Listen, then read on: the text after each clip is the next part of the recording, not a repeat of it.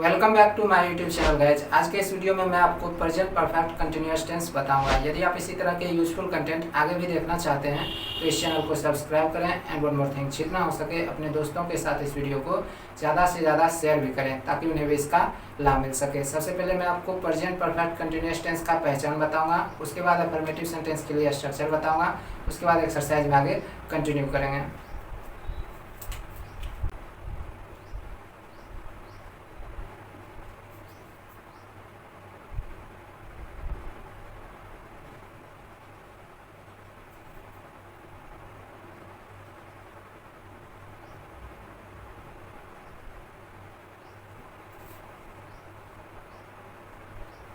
Present perfect continuous tense की क्रिया से प्रायः यह पता चलता है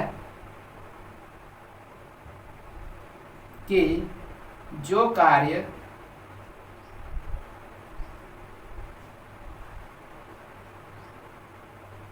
भूतकाल में शुरू हुआ वह अब भी जारी है।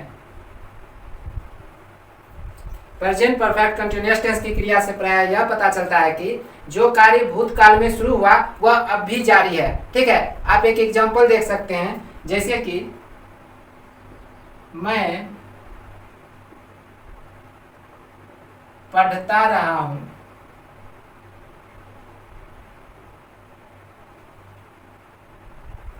प्रेजेंट परफेक्ट कंटिन्यूअस टेंस के लिए पहचान हो जाएगा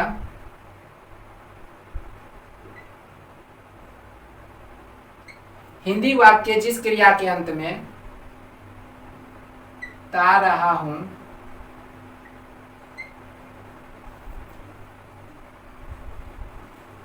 ती रही हूं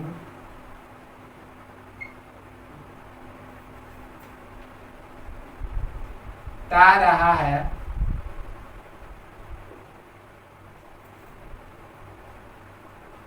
ती रही है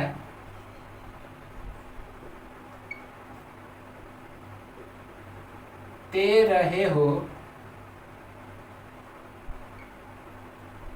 या फिर ते रहे हैं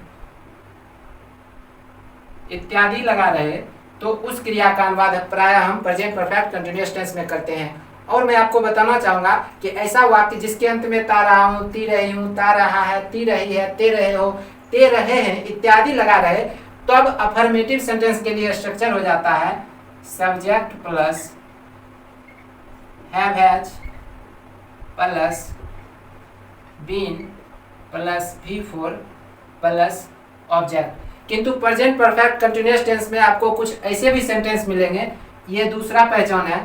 ठीक है, जिसके अंत में आपको रहा है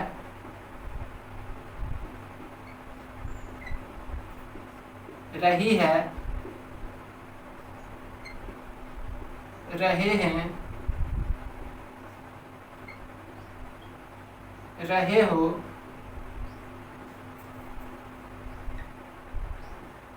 रहा हूं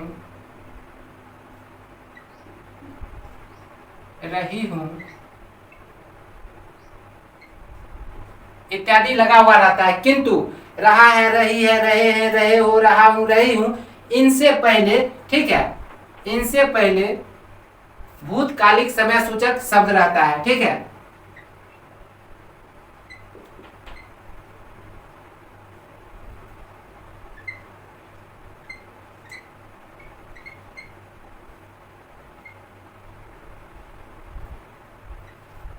देखो कहने का तात्पर्य यह है कि प्रेजेंट परफेक्ट कंटिन्यूअस टेंस में आपको कुछ ऐसे भी सेंटेंस मिलेंगे जिसके अंत में रहा है, रही है, रहे इत्यादि लगा हुआ रहता है, किंतु इनके पहले भूतकालिक समय सूचक शब्द दिया हुआ रहता है। तब ऐसे वाक्यों के लिए स्ट्रक्चर हो जाएगा subject plus have has plus been plus V4 plus object plus for or since plus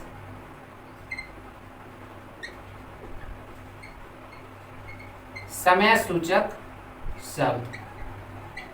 ठीक है, शॉर्ट में मैं आपको बताना चाहूंगा कि फॉर का प्रयोग आप तब करेंगे जब आपको समय की अवधि पता रहे। ठीक है,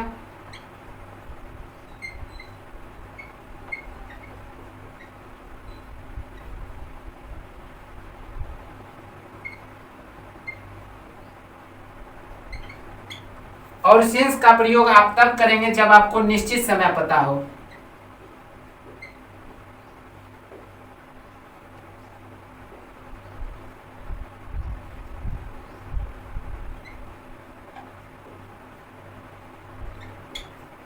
और जैसा कि मैं आपको बताना चाहूंगा कि सब्जेक्ट के बाद जो हैव हैज प्रयोग में आता है वो सब्जेक्ट के अनुसार आता है। ठीक है, और सब्जेक्ट यदि थर्ड पर्सन का सिंगुलर नंबर हो, it means he, she, it और नेम। ठीक है, तब केवल इनके साथ आपको हैज प्रयोग करना है। ठीक है, और अन्य जितने भी सब्जेक्ट होंगे, आई, वी, यू, दे, एक से अधिक नाम, राम एंड श्याम,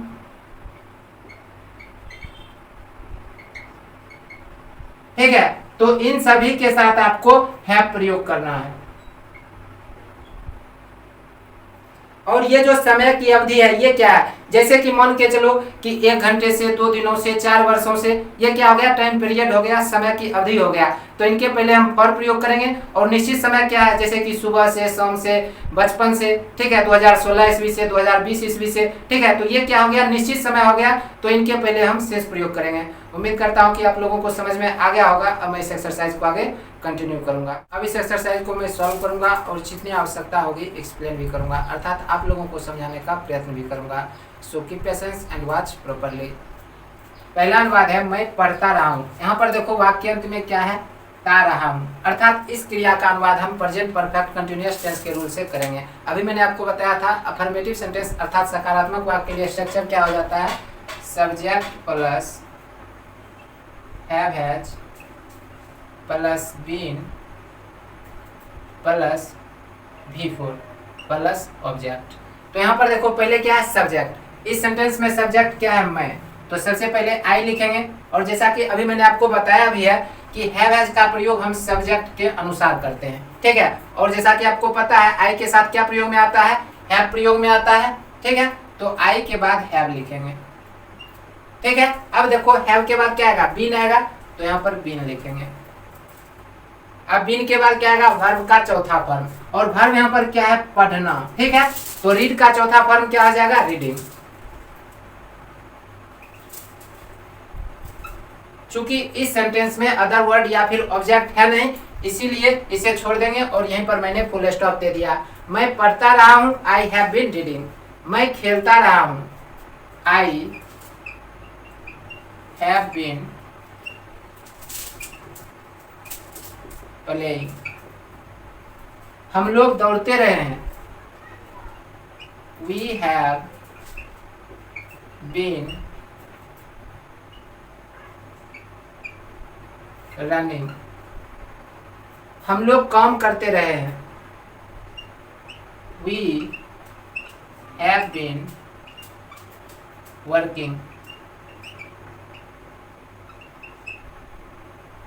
तुम खाते रहे हो, यू हैव बीन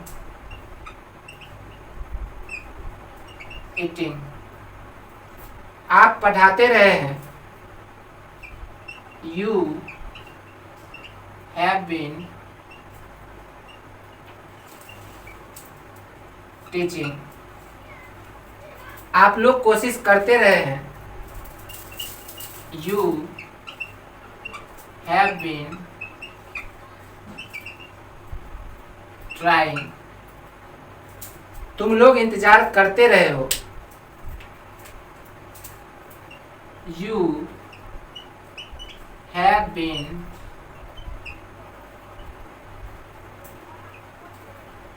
waiting। आप सोते रहे हैं, you have been sleeping। वह रोती रही है। She has been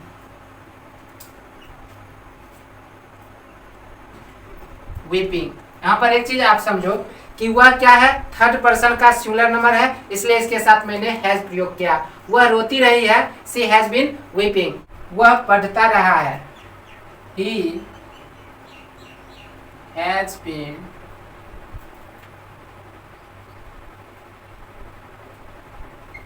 reading. वह पढ़ता रहा है, he has been reading. Ram खेलता रहा है, राम हैज बीन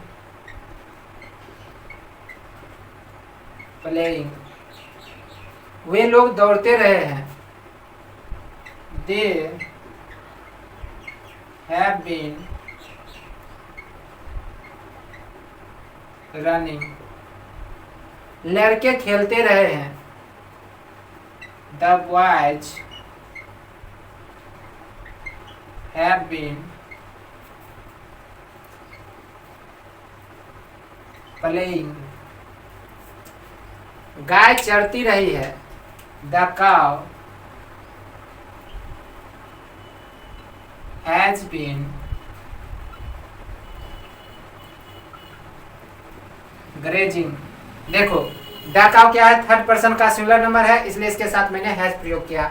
गायें चरती रही हैं, एक से अधिक है, ठीक है, तो ये थर्ड पर्सन का प्लूरल नंबर हो गया, ठीक है, तो इसके साथ हैव प्रयोग करेंगे। गायें चरती रही हैं, the cows have been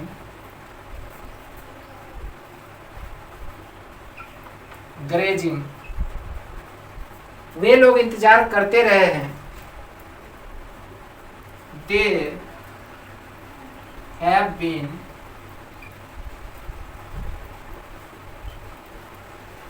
waiting। मेरा भाई रोता रहा है, मेरा भाई थर्ड पर्सन का सिंगुलर नंबर है सब्जेक्ट, तो हैज प्रयोग करेंगे। मेरा भाई रोता रहा है, my brother has been weeping. मेरा भाई रोता रहा है, my brother has been weeping.